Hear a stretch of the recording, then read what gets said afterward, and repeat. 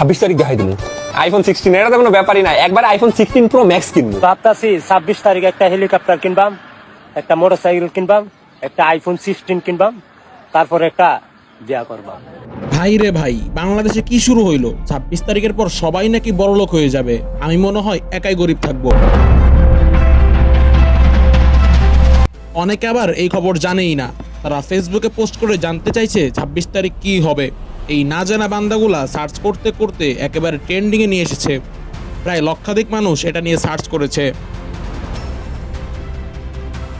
আমার বন্ধুরা সবাই দেখে সারাদিন মোবাইলে কি যেন টিপাটিপি করে।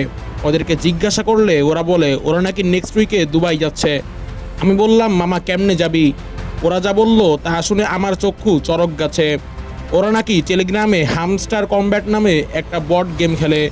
ওটা খেললে নাকি যে কয়েন পাওয়া যায় সে কয়েনকে ক্রিপ্টোকারেন্সিতে কনভার্ট করে ডলার কামাবে। আমি তো এই কথা শুনে মনে হয় আকাশ থেকে পড়লাম। আর আপনারাও এই সুযোগে সাবস্ক্রাইব বাটনে চাপ দিয়ে ভিডিওতে ঝাঁপিয়ে পড়েন। মূলত এটা ভাইরাল হয়েছে টিকটকের মতো গুলিস্তান মার্কা প্ল্যাটফর্মের কারণে। এখন আমার প্রশ্ন হলো, আসলেই কি ইনকাম করা যাবে? এর সহজ উত্তর হচ্ছে না। কারণ হামস্টার কমব্যাট যদি তাদের প্রত্যেক সদস্যকে $2 করেও দেয়, তারপর 400 কোটি টাকা লাগবে।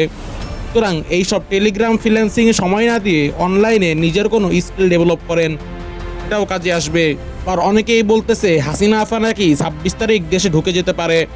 আরে ভাই, ঢুকার তো কোনো চান্স নাই।